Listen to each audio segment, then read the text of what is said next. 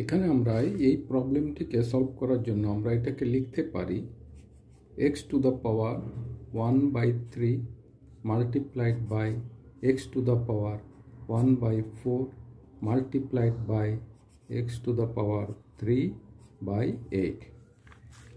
এবার এখানে বেস সবকটা রয়েছে x, কিন্তু পাওয়ারগুলো ডিফারেন্ট আছে। তাহলে আমরা এক্সপোনেনশিয়াল লতে আমরা জানি কি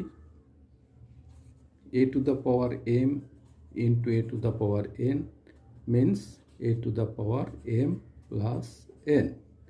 সুতরাং এই ল অ্যাপ্লাই করে আমরা এখানে লিখতে পারি x এর পাওয়ারগুলোকে অ্যাড করব 1/4 plus 3/8। এখন 3, 4 and 8 এর এলসিএম হচ্ছে 24। সুতরাং আমরা এখানে লিখতে পারি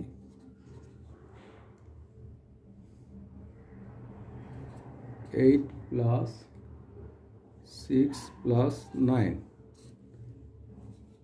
এবার এই পাওয়ার অ্যাড করে আমরা পাচ্ছি x to the power 23 divided by 24।